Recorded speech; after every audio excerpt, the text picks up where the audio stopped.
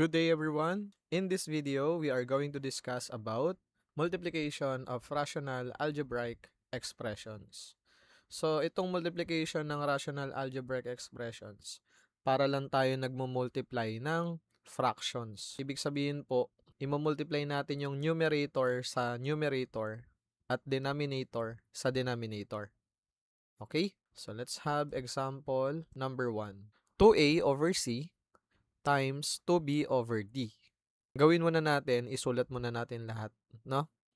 So, dito, pinagtabi ko yung dalawang number, 2 times 2, tapos yung variable, a times b. So, lahat ng numerator, i-multiply sa numerator.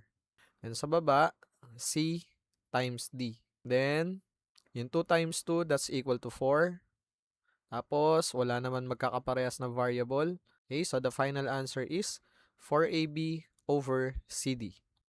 Number 2, we have 3 over x times 2 over x. Yung 3 times 2 sa taas. Sa baba, x times x. 3 times 2, that is 6. Then x times x equals x raised to 2. Remember, when we multiply variables, parehas ng base, so ina-add natin yung exponent. Okay? So the final answer is 6 over x squared. Number 3, we have 3x over 8y squared times 2 over x. So, ayan, sa taas, we have 3 times 2 times x. Then, sa baba, 8 times x times y squared. So, dito, pwede nating i-cancel yung 2 and 8. 2 and 8 are divisible by 2. Ibig sabihin, yung 2 at 8, pwedeng i-divide sa 2. Okay? So, yung 2 muna, 2 divided by 2 is 1. 8 divided by 2, that is 4. Dito sa cancellation, pag meron tayo nakikita, no, na pwede nating i-cancel, i-cancel na natin. Para yung magiging final answer natin, naka-simplest form na. Okay?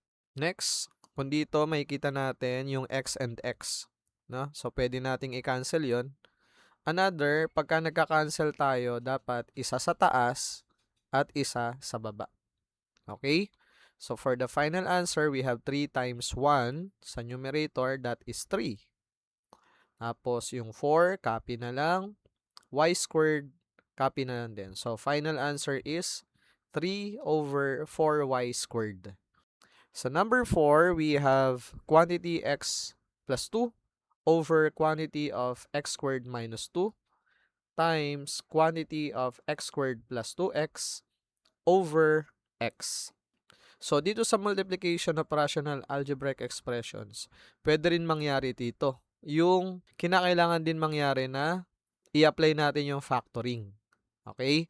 So, katulad nito, yung x squared minus 4, so makikita natin, this is difference of two squares. Okay?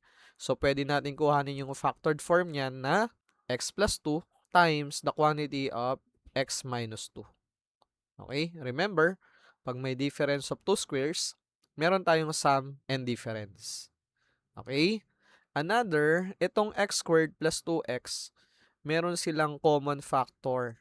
So, ibig sabihin po, pwede nating i-factor out yon. So, yung common factor nila is x. So, i-factor out natin yon. Ito na yon. That becomes x times the quantity of x plus 2. So, nag-factor out tayo ng x. Okay? Then, over x. After this, observe nyo.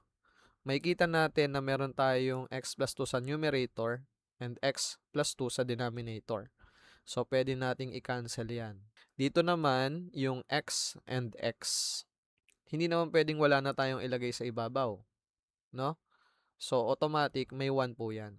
Remember po, lahat ng number, lahat ng expressions are multiplied by 1.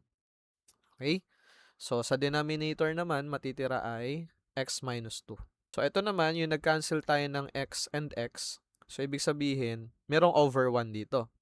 Ngayon, pag ang 1 nasa denominator naman, kahit hindi mo na isulat.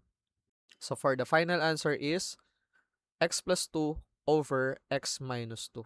Actually, dito pa lang sa part na nag-cancel tayo, kita na natin, no?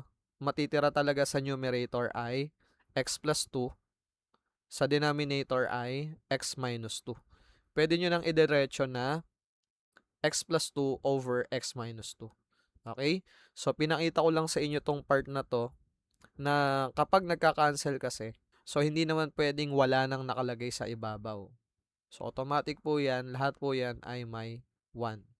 Tapos, kapag nasa denominator naman, over 1 yan. So, yung over 1 kahit hindi na isulat. Okay? So, in this video, ang pinaka-importante lang dito is yung final answer natin dapat naka-simplest form. Okay? At kung hindi pa kayo masyadong practice sa pag-simplify ng rational algebraic expressions, pwede nyong balikan yung naunang video dito about simplifying rational algebraic expressions. Okay? Diyan na muna natin tatapusin yung video. Thank you so much for watching.